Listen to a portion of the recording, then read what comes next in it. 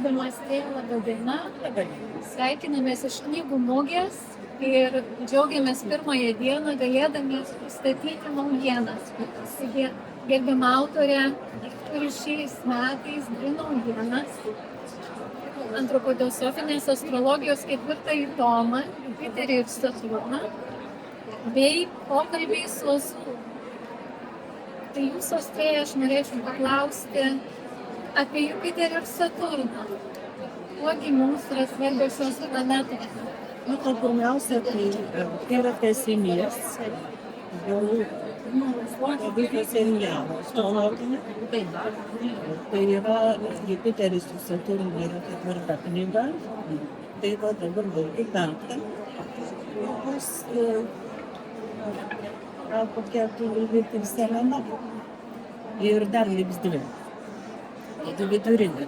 Ir taip įdomiai gavosi, kad Saturnas su Jupiteriu vidurinė, nes tai iš tikrųjų yra be galo svarbios planetos. Saturnas tai yra karmos valdovas, tai yra mūsų laikas, kaip pačia Žemėje valdovas.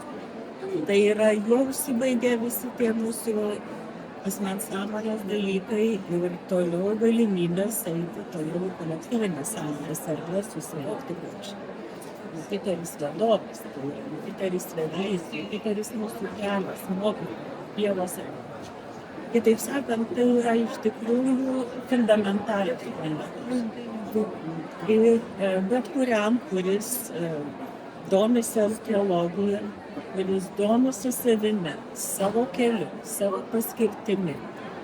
Iš principo vertėtų tą knygą paskaityti, nesibijant čia kartais kažkokių tai astrologinių terminų ir taip toliau, kadangi tos knygos rašosi gana lengvai ir jos nėra sunkios skaityti ir tam žmogui, kuris nėra astrologas. Tai va, nors iš tikrųjų tam astrologui, kuris nori viską matyti giliau, kuris pats dirba su savimi, ir tos knygos iš tikrųjų turėtų atverti labai daug. Be galo intriguojančiai skamba ir man pačiai įvairūs receptai, grožiai ir sveikatai atrodo be galo reikalingi žmogui. Gal jūs papasakotumėte, kaip gimė šitą knygelę, ką joje gali? Aš jos nevadinu knyga. Tai užrašai. Ir jinai tikrai nebūtų pasirodžiusi, jeigu neilgėtų ir kiti, kurie tuos receptus naudoja. Ir vis būdama mane, lygiai kaip su maldomis, kada tos maldos vis būdavo užrašuose ir kažkaip tai va šiuo atveju pokalbiai su gali būti, jinai tokia keista, jinai tokia visai kitokia, negu kad visos kitos mano užrašytos knygos. Kadangi tai yra pradžia.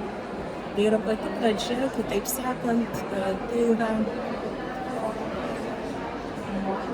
mes nusipirkome sodybą Užulio kaime.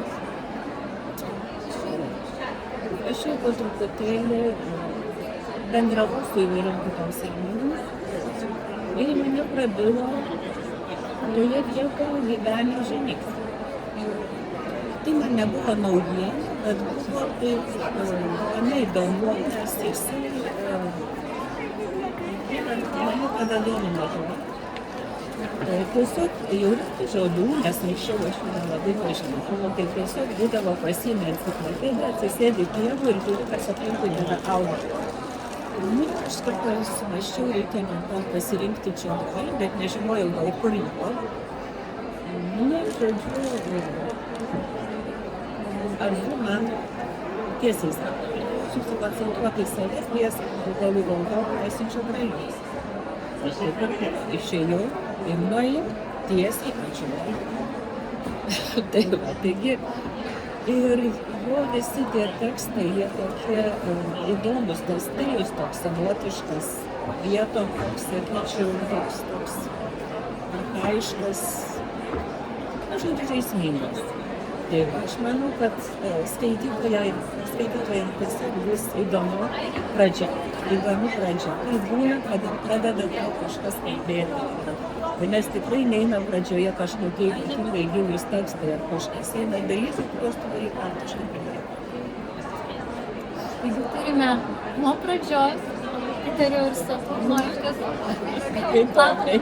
spektrą. Įdomu. Ir maloniai kviečiam atvykti tuomet, kai atvėja bus stende, tai yra nuo 3 iki 6 valandos, kiekvieną dieną, sekmadienį šiek tiek jau anksčiau, galimybę pabendrauti ir gauti parašą knygelėse.